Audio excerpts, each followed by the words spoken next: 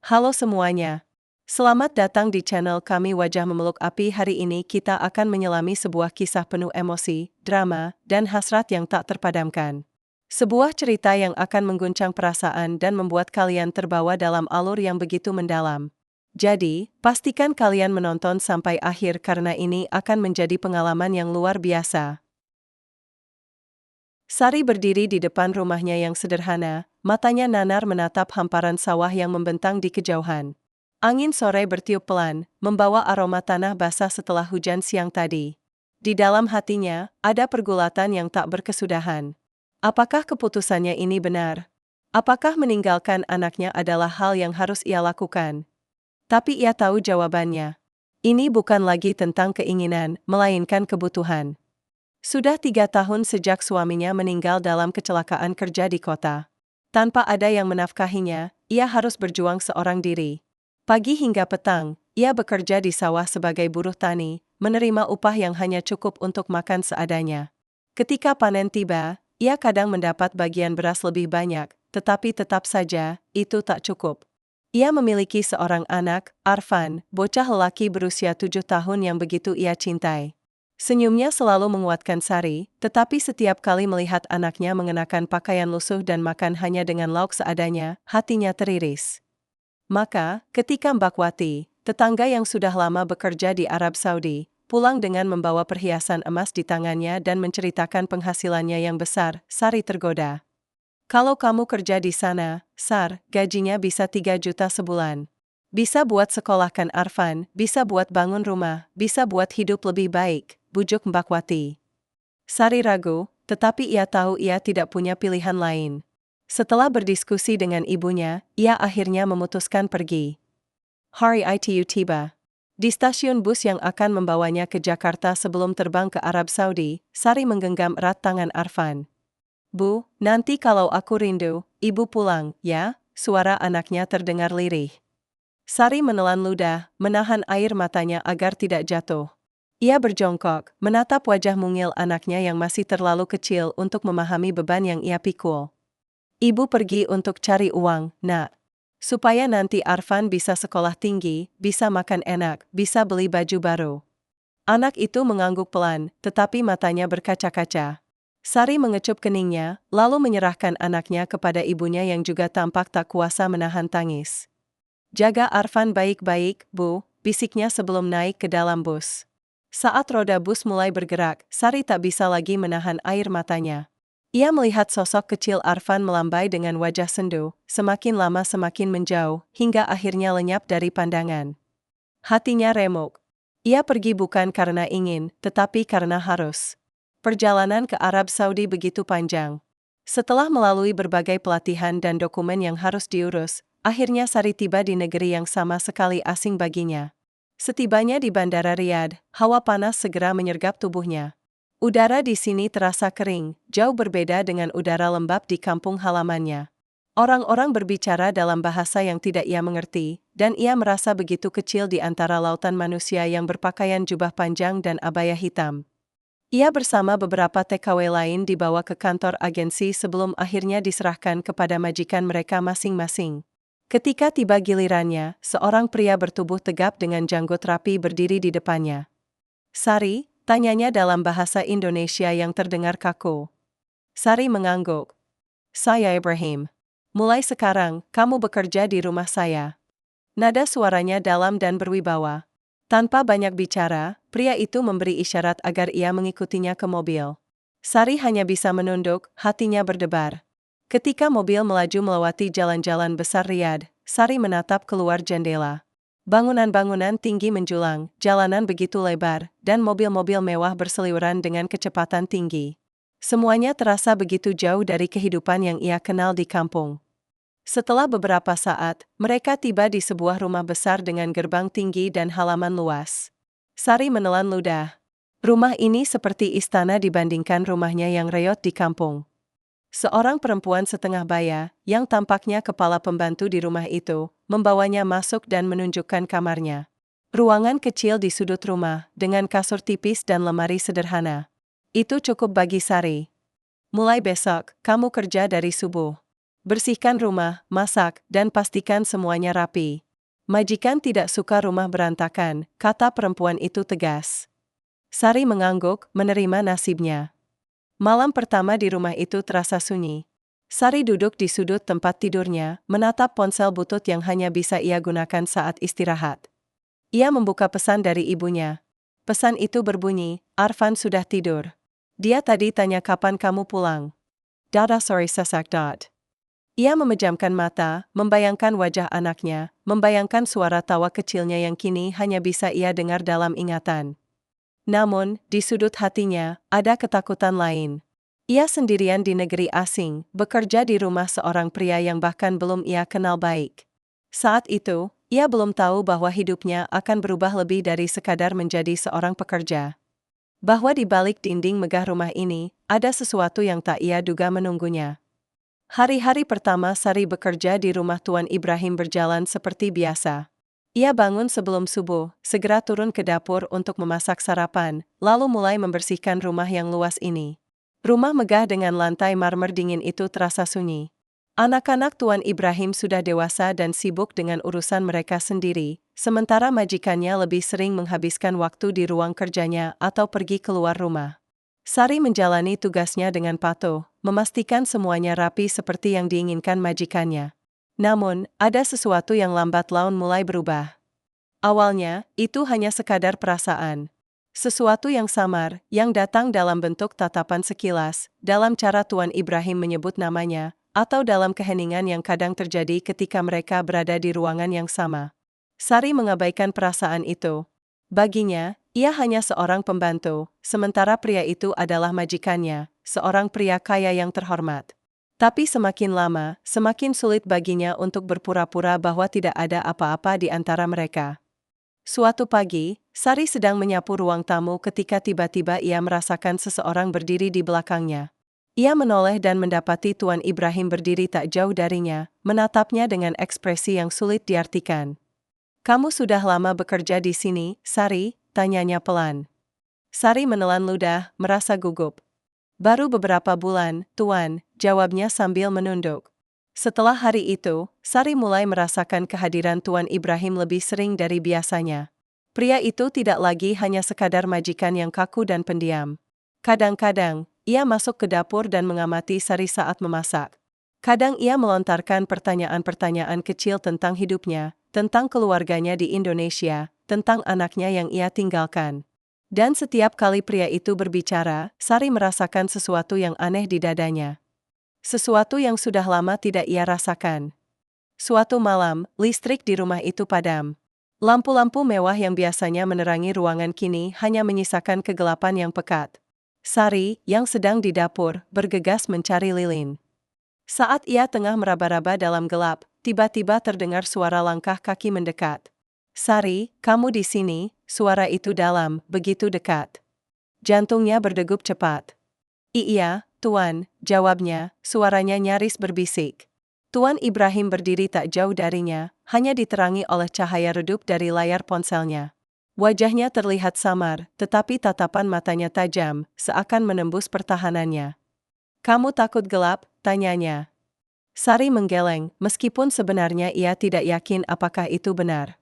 Pria itu mendekat selangkah, dan entah mengapa, tubuh Sari menegang. Ada sesuatu dalam udara di antara mereka, sesuatu yang tidak bisa ia jelaskan, tetapi begitu kuat. "Aku tahu kamu pasti kesepian di sini," kata pria itu pelan, suaranya lebih lembut dari biasanya. Setelah malam itu, segalanya berubah. Sari mulai menyadari bahwa setiap kali ia berjalan melewati ruang kerja Tuan Ibrahim, pria itu sering memperhatikannya. Kadang-kadang, mereka bertukar pandang dalam keheningan. Kadang-kadang, pria itu memanggilnya hanya untuk menanyakan hal-hal kecil, hal-hal yang sebenarnya tidak perlu ditanyakan langsung. Dan yang lebih membingungkan, ia tidak menolak perhatian itu. Ia tahu bahwa ini salah. Bahwa sebagai seorang pembantu, ia tidak seharusnya memiliki perasaan terhadap majikannya. Tapi setiap kali pria itu mendekat, setiap kali pria itu berbicara dengan suara yang lebih lembut dari biasanya, ia merasa hatinya semakin sulit untuk berpaling. Lalu, suatu hari, saat ia sedang menuangkan teh untuk Tuan Ibrahim di meja makan, tangannya sedikit gemetar. Pria itu menyadarinya, dan alih-alih mengatakan sesuatu, ia justru meraih tangannya dengan lembut. "Sorry," bisiknya. Sari terdiam. Dunia terasa berhenti sejenak. Ia bisa menarik tangannya, ia bisa berpura-pura tidak terjadi apa-apa. Tapi ia tidak melakukannya. Karena jauh di dalam hatinya, ia tahu sesuatu telah dimulai di antara mereka. Sesuatu yang berbahaya. Sesuatu yang tak seharusnya terjadi. Tetapi, sesuatu yang tak bisa ia hentikan. Hidup di rumah itu mulai terasa berbeda bagi Sari. Sejak pertemuan di dapur pada malam listrik padam itu, ia menyadari bahwa ada sesuatu yang berubah dalam cara Tuan Ibrahim memperlakukannya. Jika dulu pria itu hanya bersikap formal dan menjaga jarak sebagai seorang majikan, kini ada sesuatu yang lebih personal dalam setiap tatapannya, dalam setiap kata yang diucapkannya. Sari merasakannya, tetapi ia berusaha mengabaikan. Ia mencoba meyakinkan dirinya sendiri bahwa ini hanyalah perasaan sesaat, bahwa mungkin ini hanya ilusi karena sudah terlalu lama ia tidak diperhatikan seorang pria. Namun, semakin ia berusaha menepisnya, semakin jelas perasaan itu tumbuh dalam dirinya. Ia mulai menyadari hal-hal kecil, seperti bagaimana Tuan Ibrahim akan memperhatikannya lebih lama dari biasanya saat ia sibuk bekerja di dapur, atau bagaimana pria itu sering kali menyentuh tangannya dengan sengaja saat menyerahkan sesuatu. Lalu datanglah malam itu. Malam yang mengubah segalanya. Malam itu, suasana rumah begitu hening. Anak-anak Tuan Ibrahim sedang pergi, dan hanya ada ia dan pria itu di rumah. Sari baru saja selesai membersihkan ruang tamu dan hendak kembali ke kamarnya saat ia mendengar suara panggilan. "Sorry, kesini sebentar." Suaranya terdengar berat, namun tidak terdengar seperti perintah. Ada sesuatu dalam nada suaranya yang membuat hati Sari berdebar lebih kencang dari biasanya. Ia ragu sejenak, tetapi tetap melangkah menuju ruang kerja majikannya.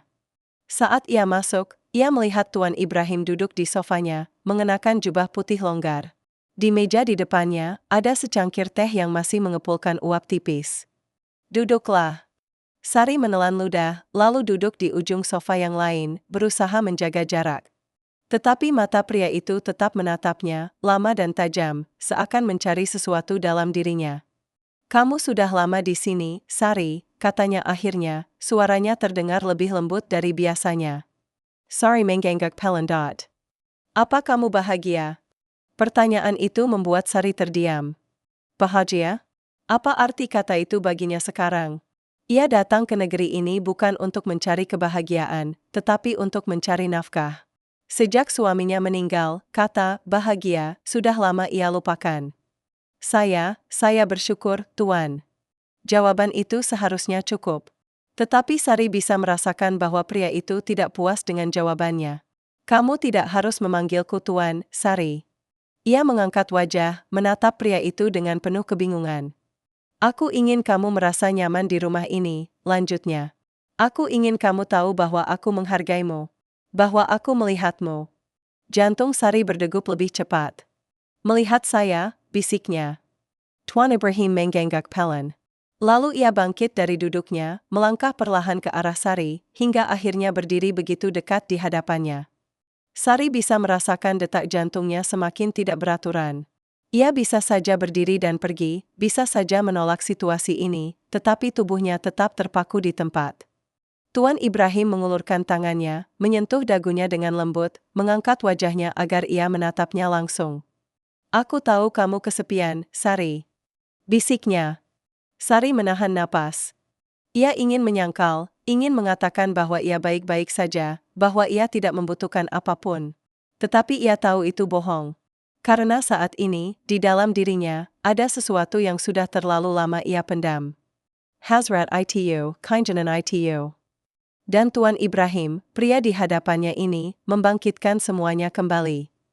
Sari tidak tahu siapa yang memulai lebih dulu. Yang ia tahu hanyalah bahwa tiba-tiba, napas mereka begitu dekat. Bahwa pria itu menatap bibirnya, dan ia tidak bisa mengalihkan pandangannya. Dan sebelum ia bisa berpikir lebih jauh, segalanya terjadi begitu saja. Tuan Ibrahim menunduk, dan dalam hitungan detik, bibir mereka bertemu. Sari membeku, matanya melebar, tetapi ia tidak menarik diri. Sentuhan itu lembut, perlahan, penuh perasaan.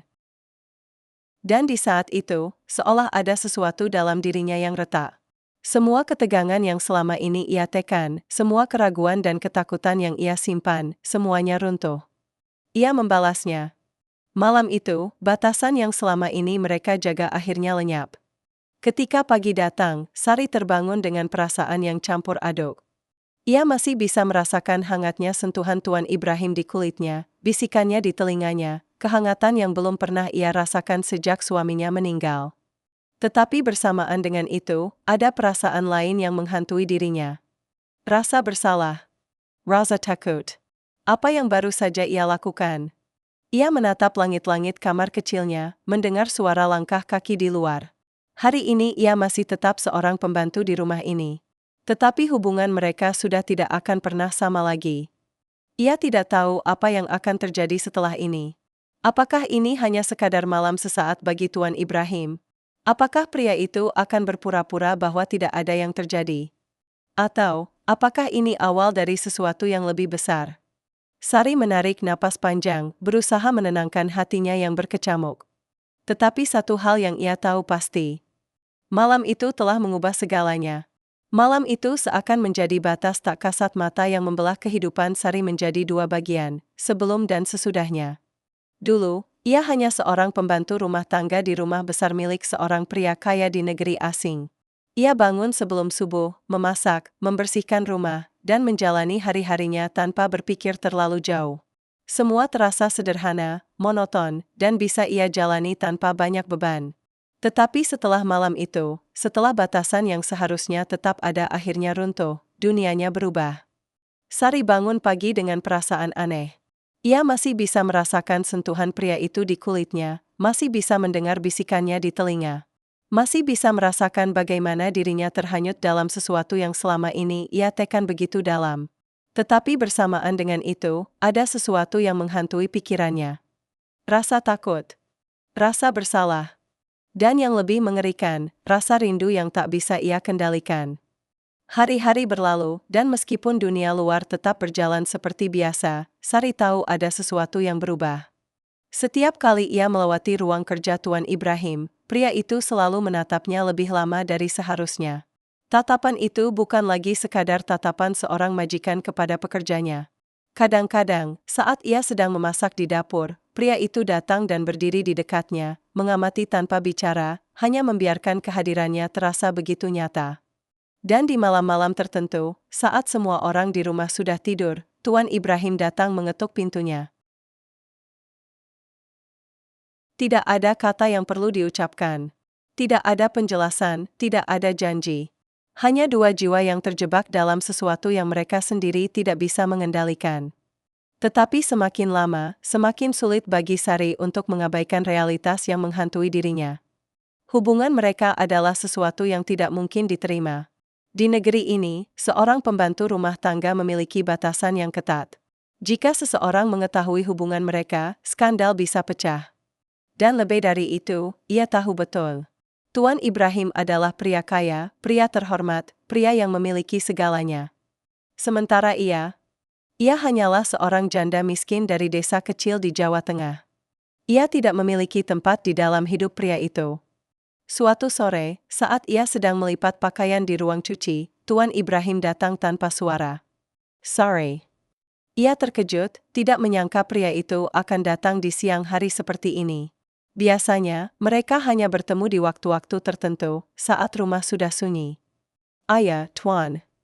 Pria itu tidak segera menjawab. Ia hanya berdiri di sana, menatapnya dengan mata yang menyimpan sesuatu yang sulit dijelaskan. Lalu tiba-tiba, dengan suara yang lebih pelan, ia berkata, "Aku ingin kamu tetap di sini. Aku tidak ingin kamu pergi." Sari menelan ludah. Kata-kata itu membuat hatinya berdebar, tetapi juga menimbulkan sesuatu yang lain di dalam dirinya. "Saya tidak akan kemana-mana, Tuan. Saya masih bekerja di rumah ini." "Bukan itu maksudku," kata pria itu. "Aku ingin kamu tetap di sisiku." Sari membeku. Apakah itu berarti pria ini mulai mencintainya? Atau apakah ini hanya sekadar permainan baginya? Sari ingin percaya, ingin menyerahkan hatinya sepenuhnya. Tetapi ia tahu dunia tidak semudah itu. Ia tahu ada hal-hal yang tidak mungkin ia miliki. Malam itu, saat ia kembali ke kamarnya, Sari membuka ponselnya dan melihat pesan dari ibunya di kampung. Seperti ini isi pesannya. Nak, Arfan terus menanyakan kapan kamu pulang. Dia menangis tadi malam. Dia bilang dia kangen sekali sama ibunya. Hari sorry menselos. Sudah berapa lama ia tidak berbicara dengan anaknya? Sudah berapa lama ia terlalu larut dalam kehidupannya di sini hingga melupakan satu-satunya alasan ia datang ke negeri ini? Ia menatap dirinya sendiri di cermin kecil yang tergantung di dinding. Siapa dirinya sekarang? Seorang ibu yang meninggalkan anaknya untuk bekerja? Atau seorang wanita yang kehilangan dirinya dalam sesuatu yang seharusnya tidak pernah terjadi? Air mata jatuh di pipinya. Ia mencintai Tuan Ibrahim. Ia tidak bisa membohongi dirinya sendiri. Tetapi ia juga tahu, cinta ini bukan sesuatu yang bisa ia miliki tanpa konsekuensi. Dan mungkin, satu-satunya pilihan yang bisa ia ambil, adalah pergi. Keputusan yang menyayat hati. Keesokan harinya, Sari memberanikan diri menemui Tuan Ibrahim di ruang kerjanya. Pria itu menatapnya dengan lembut seperti biasa, tetapi kali ini, Sari tidak membiarkan dirinya tenggelam dalam tatapan itu. Ia harus kuat. Saya ingin pulang, Tuan. Wajah pria itu berubah seketika. Pulang, suaranya terdengar seperti tidak percaya. Kenapa? Sari menunduk, berusaha menahan emosinya. Saya datang ke sini untuk anak saya, Tuan. Saya tidak boleh melupakan itu. Saya harus kembali padanya. Henning. Tuan Ibrahim tidak langsung menjawab. Ia hanya menatapnya, lama, seakan sedang berusaha memahami sesuatu yang sulit ia terima. Lalu akhirnya, dengan suara pelan, ia berkata, apakah aku tidak cukup untuk membuatmu tinggal? Kata-kata itu menggentam hati Sari dengan keras. Bukan begitu, Tuan. Suaranya bergetar. Saya mencintai Tuan. Tapi saya juga mencintai anak saya. Dan saya harus memilih. Lagi-lagi, keheningan yang menyakitkan. Dan akhirnya, Tuan Ibrahim menghela napas panjang, menatapnya dengan mata yang menyiratkan sesuatu yang sulit dijelaskan, kesedihan, kekecewaan, atau mungkin, ketidakberdayaan. Jika itu yang kamu inginkan. Katanya akhirnya. Aku tidak akan menahanmu. Sari menutup matanya, menahan air mata yang hampir jatuh. Ia tahu ini adalah keputusan yang benar. Tetapi mengapa rasanya begitu menyakitkan? Hari terakhir Sari di rumah itu terasa begitu sunyi. Tidak ada perpisahan yang dramatis, tidak ada kata-kata berlebihan. Hanya sebuah tatapan terakhir dari Tuan Ibrahim sebelum ia melangkah pergi. Sebuah tatapan yang akan ia ingat sepanjang hidupnya. Ketika pesawat yang membawanya pulang ke Indonesia lepas landas, Sari menatap keluar jendela, membiarkan air mata yang ia tahan selama ini akhirnya jatuh. Di dalam hatinya, ia tahu ia telah meninggalkan sesuatu di sana. Sebuah kisah yang tak akan pernah benar-benar berakhir. Karena ada satu hal yang ia sadari saat itu. Hasrat itu, perasaan itu, tidak akan pernah benar-benar padam. Pesawat yang membawa Sari kembali ke Indonesia meluncur di atas awan, membelah langit yang seakan tanpa batas. Di dalam kabin, udara terasa dingin, tetapi hatinya justru terasa lebih dingin lagi. Sepanjang perjalanan, ia hanya diam, memandangi kota-kota yang perlahan mengecil di bawah sana, membiarkan pikirannya melayang kembali ke semua yang telah ia tinggalkan. Tuan Ibrahim. Nama itu terus terngiang di benaknya, seperti bisikan yang enggan menghilang. Sari menutup matanya. Ingatan tentang malam-malam mereka bersama kembali menghantamnya dengan keras. Tatapan pria itu, sentuhannya, bisikannya, dan bagaimana semua itu membangkitkan sesuatu dalam dirinya yang selama ini terkubur. Tetapi kini, semua itu hanya akan menjadi bagian dari masa lalu. Ia memilih untuk pergi. Dan entah kenapa, meskipun ia tahu itu adalah keputusan yang benar, rasa sakit yang ia rasakan tak juga berkurang. Saat pesawat mendarat di Jakarta, Sari merasa jiwanya masih tertinggal di tempat lain. Bandara terasa penuh dengan hiruk-pikuk manusia, tetapi ia merasa kosong. Ia melihat banyak TKW lain yang juga baru pulang, beberapa menangis bahagia bertemu keluarga mereka, sementara yang lain hanya diam, membawa pulang cerita yang mungkin tidak semua orang bisa mengerti. Ia menelusuri lorong-lorong bandara dengan langkah berat. Tas kecilnya terasa ringan, tetapi hatinya terasa sebaliknya, berat, penuh beban yang tak terlihat. Di luar, ibunya sudah menunggu bersama Arfan, anaknya yang kini telah lebih besar dari terakhir kali ia lihat. Ketika Sari melihat wajah anaknya, ia ingin menangis. Anak itu berlari ke arahnya, memeluknya erat. "Ebio, ibu pulang." Sari menutup matanya, membalas pelukan itu dengan kuat. "Ibu pulang, nak. Ibu pulang untukmu." Air matanya jatuh, membasahi rambut anaknya. Namun, di balik kebahagiaan itu, ada bagian dalam dirinya yang masih terasa kosong. Hari-hari berlalu, dan Sari kembali menyesuaikan diri dengan kehidupan di kampung. Ia kembali menjalani rutinitasnya sebagai ibu rumah tangga, mengurus anaknya, membantu ibunya di rumah, dan sesekali bekerja serabutan untuk mencari tambahan uang. Tetapi ada sesuatu yang berbeda. Ia merasa hampa. Setiap malam, ketika ia berbaring di kasur tipisnya, pikirannya kembali mengembara ke Arab Saudi, ke rumah besar itu, ke ruang kerja Tuan Ibrahim, ke dapur tempat pria itu sering berdiri diam mengamatinya. Ia bertanya-tanya, apa yang sedang dilakukan pria itu sekarang? Apakah pria itu merindukannya? Atau, apakah ia sudah melupakannya begitu saja? Pertanyaan-pertanyaan itu terus berputar di benaknya, tetapi ia tahu, ia tidak akan pernah mendapatkan jawabannya. Ia sudah memilih jalannya. Ia harus menerima kenyataan bahwa ada beberapa cinta yang tidak ditakdirkan untuk dimiliki. Suatu malam, saat ia sedang mengajari Arfan membaca di ruang tamu, ponselnya berbunyi. Ia melihat layar dan jantungnya tiba-tiba berdebar. Tuan Ibrahim. Tangannya gemetar saat ia membuka pesan itu. "Sari, apakah kamu baik-baik saja?" Mata Sari mulai berkaca-kaca. Ia mengetik balasan dengan hati-hati. "Saya baik-baik saja, Tuan." Tidak lama kemudian, pesan lain masuk. "Aku merindukanmu." Sari menahan napas. Kata-kata itu begitu sederhana, tetapi memiliki bobot yang luar biasa di hatinya. Ia menatap layar ponselnya lama, sebelum akhirnya mengetik balasan yang pendek. "Saya juga." Lalu ia meletakkan ponselnya di atas meja, menatap langit malam yang gelap. Ia tahu, mereka berada di dunia yang berbeda sekarang. Tetapi ada sesuatu yang tidak bisa dihapus. Sesuatu yang akan selalu tetap ada, meskipun jarak dan waktu memisahkan mereka. Hasrat itu, perasaan itu, cinta yang tidak akan pernah padam. Dan mungkin, di kehidupan lain, di waktu yang berbeda, mereka akan menemukan jalan kembali satu sama lain. Tetapi untuk saat ini, ia harus melanjutkan hidupnya. Dengan atau tanpa cinta itu. Wah, kisah yang luar biasa, bukan? Tapi bagaimana menurut kalian? Apakah Sari membuat keputusan yang tepat? Atau seharusnya ia memilih jalan yang berbeda? Yuk, tulis pendapat kalian di kolom komentar. Kami ingin tahu apa yang kalian rasakan setelah mendengar cerita ini. Kalau kalian suka cerita ini, jangan lupa untuk like video ini, komen di bawah, dan tentu saja subscribe channel ini agar kalian tidak ketinggalan kisah-kisah menarik lainnya. Bel kilauan tekan juga tombol loncengnya supaya kalian selalu dapat notifikasi setiap kali ada video baru. Sampai jumpa di cerita berikutnya. Bye-bye. Waving hand red heart.